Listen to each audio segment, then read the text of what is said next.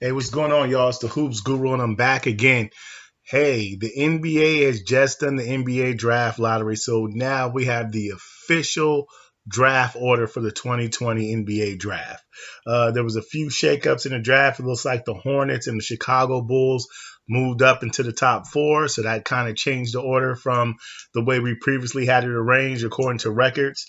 So there's a little bit of changes that I'm going to have in this draft compared to the last time I did a video concerning the draft order. With that being said, the Minnesota Timberwolves lucked out with the first pick, but nothing changed since my last draft. I still have them taking Anthony Edwards. I think they will take a strong look at Danny Avdija and maybe James Wiseman, but I just think Anthony Edwards is a really good fit for them. He has that Dwayne Wade potential, and can really help with the scoring punch with D'Angelo Russell and Carl Anthony Towns. I just think he's a good fit for where they are, what they need. He still won't take any away from Jared Culver, what he's trying to do. They can kind of spell each other if they want to go small, maybe even move Culver to the three. So it just gives them a little more scoring punch. In the West, you definitely need that and take the pressure off of Russell and Carl Anthony Towns. So number one overall, the Minnesota Timberwolves, I have them taking Anthony Edwards. The number two pick in the 2020 NBA draft goes to the Golden State Warriors. And I still have the Golden State Warriors selecting James Wiseman. I think Wiseman's a match made in heaven for what the Golden State Warriors do. He's going to be able to provide that shot blocking, rim protection. He has those young legs, so he'll be able to run the floor with those guys and catch those alley-oops from Draymond Green like every center in the past has done. And he's just giving them exactly what they need. Scary time for all the other teams in the Western Conference because the Golden State Warriors are definitely going to be back. So everybody who thinks they are on top of the mountain, enjoy it while they can this year because things are going to get a little bit crowded again. It's been a while. We forgot what the Splash Brothers are about, but they're going to really refresh our memory real soon. And adding a piece like James Wiseman is going to help tremendously. And even if they decide to trade this pick, it's still such a tremendous asset that if they don't keep Wiseman, I'm sure they can trade down or grab some other assets, to bolster that roster. So Golden State Warriors sitting very pretty with the talent they have, and things are going to be rocking in the Bay Area very soon. So number two in the NBA draft, I have the Golden State Warriors selecting James Wiseman. Okay, with the number three pick, things are going to start to get a little bit spicy compared to previous drafts you may have seen posted all across the internet because the Charlotte Hornets jumped up about 5 or 6 spots to get the number three pick in this year's draft.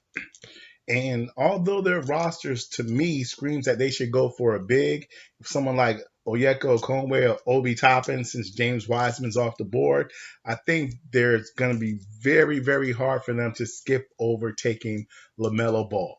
Uh, he has so much potential. He can play a big point guard, or you can play him at the two, or even some small ball three until because he does have the height, even though he doesn't have the defensive mindset yet or the strength to really stay in front of a lot of threes right now, but he can grow into that down the line. And honestly, he's going to put butts in the seats and get the Charlotte Hornets something they need a little bit as much as they need as wins is with some national exposure and airtime. And even though they have Terry Rozier, Devontae Graham, um, I still think they'll go ahead and take LaMelo Ball, and they're just going to figure it out from here forward because he's still going to be added value. Is he the best talent on the board?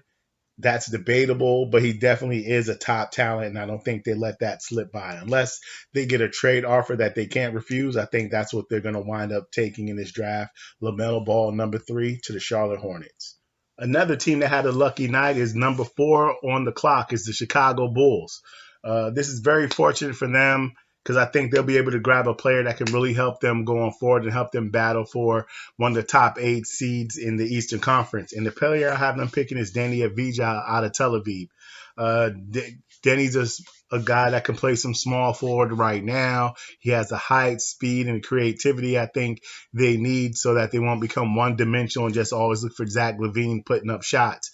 But I like the way they're constructing this roster. I mean, Kobe White looked like he's going to pan out as a pretty good point guard. Zach LaVine the two. You have Lauren Marketing, Wendell Carter. You still have Otto Porter. You have Thomas Satoransky. Those guys, they can come off the bench. Even though they're paying Otto Porter all that money, I see a Vijay starting over him from day one, unless they want to play some small ball and move Porter to the four or something like that. You could play around with the roster with these interchangeable players. So I think he's a good pick for what they need and how if they want to bolster yourself going forward. So number 4, Chicago Bulls, Danny Avdija. The number 5 team on the clock is the Cleveland Cavs. And this team right here, we know what they're not going to take is a point guard. They have too many point guards on their roster already. I mean, you have Colin Sexton, Darius Garland. I believe they still have Matthew Dellavedova. And I still believe they have Dante Exum. Maybe some of those guys are free agents right now, but the Cavaliers aren't good enough for me to even investigate that. So who I have them taking with this pick is Isaac Okoro out of Auburn. I think he's a good fit. Like I said, they have their point guards, they have their bigs in Kevin Love, Tristan Thompson, Drummond. I just think they need some guys that could play some 2 or some 3. And adding a player like Okoro is good because he's not a scorer. So he's not going to be looking to get his shots up. They have enough players that want to do that, but he is a lockdown defender. I think he could be a pretty good defender from day one. He's going to bring hustle. He's going to bring energy. He's going to get them cheap baskets, and he can be an energizer. And for a team that needs to change their culture and have an influx of energy, I think he's the exact type of player the Cavs need. So that's who I think the Cavaliers will go with the number 5 pick overall, Isaac Okoro out of Auburn. With the number 6 pick in the draft, I have the Atlanta Hawks selecting Obi Toppins out of Dayton.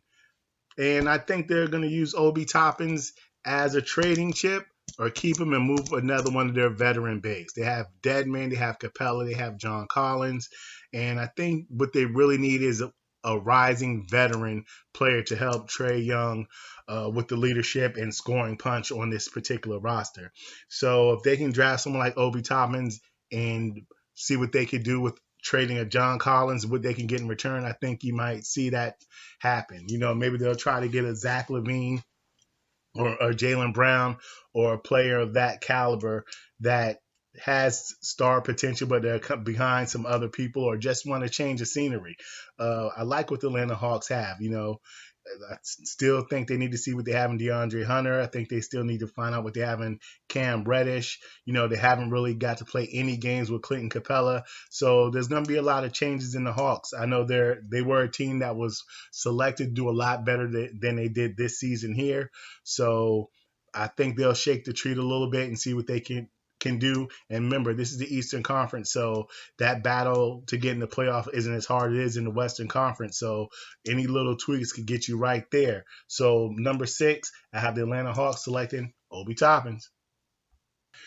The Detroit Pistons are on the clock with the 7th pick. And with this pick, I have them taking Onyeka Okongwu out of USC. The Detroit Pistons, they're in a situation where they need to just take the best player on the board.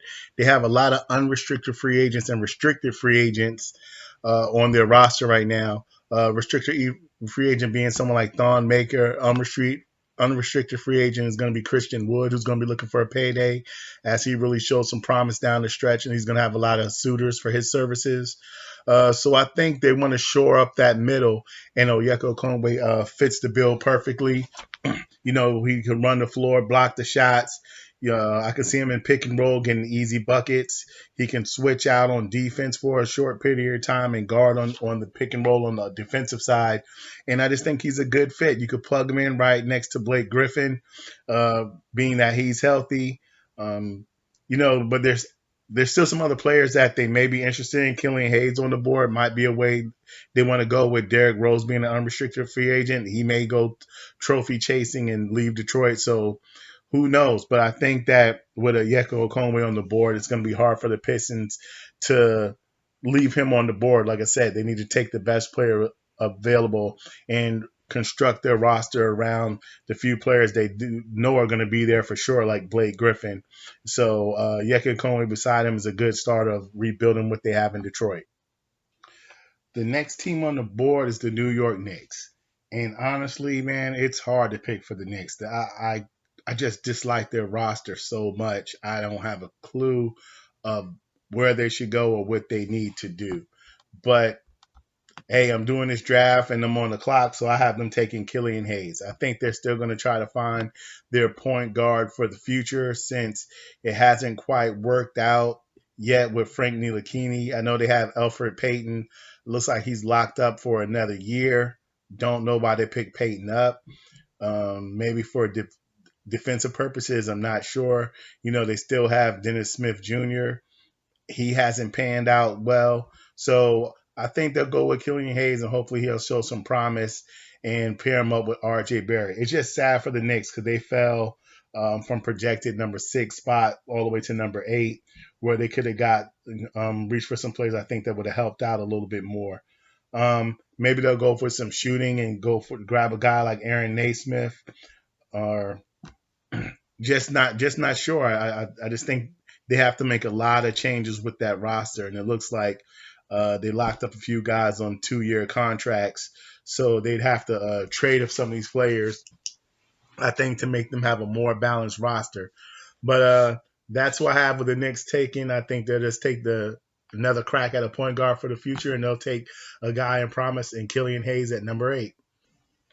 With the number 9 pick in the NBA draft, the Washington Wizards are on the board. Now, if you watch the Wizards in the bubble, you know this team needs a lot of help. But fortunately for them, John Wall will be back. Bradley Beal will be there. Davis Bertans maybe will be back if they re-sign him. He'll have a lot of suitors, so I'm not sure. So I think the Wizards, even though they need a big and need help with some rebounding, I think they could find that help in free agency in a draft, or I think they're going to go and get some more firepower, and I think they'll draft Aaron Naismith, the guard out of Vanderbilt. The 6'6" guard led the nation in 3-point field goal percentage accuracy at 52% a game. He was hurt, so he didn't play. I think he only played like 14 games for Vanderbilt, but what he showed in that short sample was pretty dynamic, and I think that's a player they need to go ahead and grab if he's available on the board. He has the size to be a defender at the 1 and the 2, and maybe some small ball 3. But just being able to have somebody on the other side of Bradley Beal that's a sniper as well can really open up the floor for John Wall, and have them something to build around. And hey, if it goes to hell and they need to start blowing things up and maybe move someone like Bradley Beal, at least they have a shooter on a rookie contract that may in time fill that hole. So I have the Washington Wizards taking Aaron Naismith at number 9. With the number 10 pick, I have the Bubble Gods on the clock, and that team is the Phoenix Suns, the team that went 8-0 in the bubble and almost made it into the play-in game. I mean, actually, one shot away from playing in the play-in game is pretty spectacular, and they really showed some promise, and hopefully they can carry that over into the next season. With that being said, it's a young roster, and a lot of their key talent is locked into place. They're sitting pretty good. So I think they'll go ahead and add another guard to that rotation, and Tyrese Halliburton. I think he can help spell Ricky Rubio. He can slide over to the 2 and give Devin Booker some a break, or they could play some small ball and move Booker to the 3. I just think he's a good piece to play along with, and hope maybe he can become your point guard of the future if they want to move Rubio down the line. Pretty simple. Everything else is pretty in place. I think they're solid with their forwards. Ayton, maybe they can get him a backup, but they still have Aaron Baines there on the roster, so they're pretty solid as far as that's concerned. So they don't really have to do much. Just add some more talent and keep doing what they're doing. Phoenix Suns taking Tyrese Halliburton at number 10. With the 11th pick in the 2020 draft, I have the San Antonio Spurs selecting Precious Achiuwa out of Memphis. I just think at this point the Spurs need to add some young, energetic talent.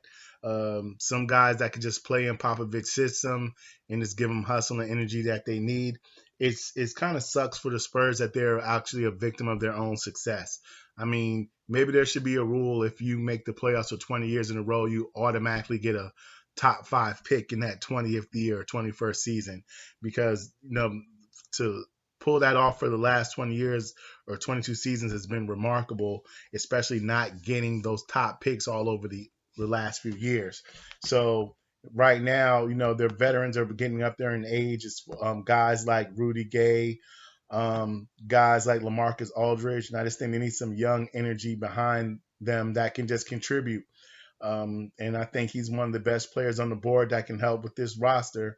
And, I can see him being a Popovich type of guy, maybe even playing some five next to LaMarcus Aldridge, because he's a high energy guy. He can block shots, he can run the floor, he can rebound, he can switch on pick and roll, and just give you those basic things you need to be successful in the Popovich system. So the San Antonio Spurs at number 11 have him taking Precious Achiuwa out of Memphis. With the number 12 pick on the clock, I have the Sacramento Kings. And I'm still riding with this player no matter what anybody says. I see him dropping in some other drafts, but I still think he's a great talent to get. And I have them taking Sadiq Bey out of Villanova. I just think he's just another solid talent that can contribute to where that team is headed. He doesn't have to start. He can still play behind guys like Bagley and behind Bojanovic, but just come in with that second unit and provide a spark. I mean, he's a great defender. He's a great shooter. He can be a 3-and-D guy automatically. He has a solid post game. He's not super athletic, but he knows how to use what he has. And reminds you of guys like Eric Pascal, but actually with better shooting range. He has a mid range. He has a good little shot off the dribble. You can give him the ball in isolation. He can make something happen for you. And I think those are all intangibles that a team like the Sacramento Kings need. Just grab a player that can just add to them what they're building. And I think he's a solid veteran that, just like all of the last few Villanova players that have been coming into the league, just they're not stars, but they're damn sure key contributors. And I think he's going to be along in that same vein. So I have the Sacramento Kings taking Sadiq Bey. With the number 13 pick in the draft, I have the New Orleans Pelicans taking Devin Vassell out of Florida State. Vassell was one of the top surprises in college basketball in his sophomore year, leading the Florida State in scoring. And Florida State was probably going to be a number one seed in the NCAA tournament if it came along this year. Unfortunately, the tournament didn't happen, so he didn't really get to showcase his talents any further, which, who knows, may have been a positive that didn't he have to show too much in the tournament. There's everybody basing it off the regular season and his production. But I think he's a good fit for the Pelicans. He's a 3-and-D guy who shot at a pretty good clip from the three-point range. He's a great on-ball defender. Like at 6'7", he can guard your ones and your twos for sure. He can put a lot of pressure on opposing point guards with his speed and length. He's a good help defender. He can push the ball up floor. He's athletic enough to finish strong. He does need to put on some weight, but he on a team that has scoring, he's not going to demand the ball. But if you get him to him in that corner, he's going to knock it down for sure. And I think that's just another added dimension that the Pelicans need to go with as they're building their roster and trying to contend in the West. A good, solid pick that can just help make them stronger. So with the number 13 pick in the draft, I have the New Orleans Pelicans taking Devin Vassell out of Florida State.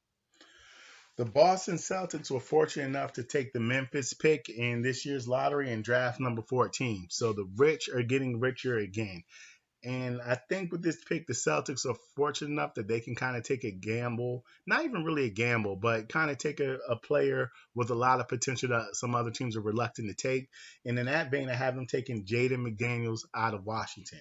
McDaniels is 6'9" or 6'10", probably now, small forward, who's McDonald's All-American and really had a lot of high praise. A lot of people were comparing him to even Kevin Durant type of player at the time, but he didn't have the most dynamic year at Washington.